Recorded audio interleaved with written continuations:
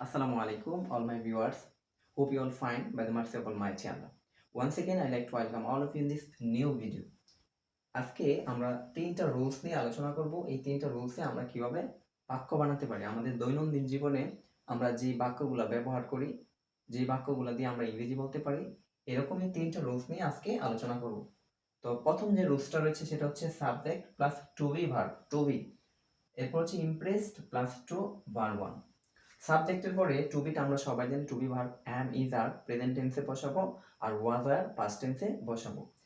এরপর হচ্ছে ইমপ্রেসড অভিভূত, কারোর সাথে কথা বলে আমি অভিভূত, তাকে দেখে আমি অভিভূত, তার সাথে হাঁটতে পেরে, তার সাথে খাবার খেতে পেরে আমি মুগ্ধ, অভিভূত। এই কথাগুলো বোঝানোর জন্য আমরা এই স্ট্রাকচারটা ব্যবহার করতে পারি।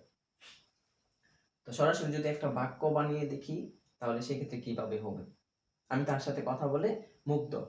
I am impress to talk to her. আমি তার সাথে কথা বলে অভিভূত। আমি তাকে দেখে অভিভূত। I am impress to see her. আমি তাকে দেখে অভিভূত। আমি তার সাথে খেলতে পেরে মুগ্ধ, অভিভূত। তাহলে হচ্ছে I am impress to play with him. তারপর হচ্ছে তারা এখানে আসতে পেরে অভিভূত। দে আর ইমপ্রেস টু কাম হিয়ার। তারা এখানে আসতে পেরে অভিভূত। এরপরে কি হবে তোমরা নিজেরা একটু চেষ্টা করো, কোন কাজটা করে তুমি অভিভূত। ঠিক এই রুলসটা অ্যাপ্লাই করি। দ্বিতীয় যে রুলসটা রয়েছে সেটা হচ্ছে সাবজেক্ট প্লাস হ্যাভ বা has plus no plus plural noun বসাবো আমরা। এর মানে হচ্ছে আমার বন্ধু নেই, আমার বই নেই, তার বন্ধু নেই, তার বই নেই, তাদের কোনো টাকা পয়সা নেই, তাদের কোনো জমি জমা নেই, এটা বোঝানোর জন্য আমরা এই রুলসটা ব্যবহার করব। যেমন আমি যদি বলি আমার কোনো বই নেই, আই হ্যাভ নো বুকস। তারপর হচ্ছে তার কোনো বন্ধু নেই, তাহলে কিভাবে হবে? She has no friends. আমাদের কোনো জমি নেই, we have no lands. Lands আমাদের কোনো জমি নেই, জমি জমা নেই। তারপর হচ্ছে আমার কোনো মোবাইল নেই অথবা তার কোনো মোবাইল নেই, শি হ্যাজ নো ফোনস অথবা মোবাইলস। আশা করি প্রত্যেকে বুঝতে পারছো দ্বিতীয় রুলসটা। এরপরে তৃতীয় রুলসটা দিয়ে আমরা একটু খেয়াল করি। Don't plus let plus object plus verb one, অর্থাৎ ভার্বের বেসিক ফর্ম।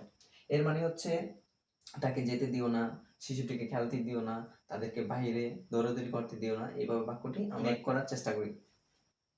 যেমন don't let the children go out. ঠিক আছে, তাকে পড়তে দিও না। Don't let her read. ঠিক আছে, তারপর হচ্ছে তাকে বাইরে যেতে দিও না। Don't let her go out. তাকে ঘুমাতে দিও না।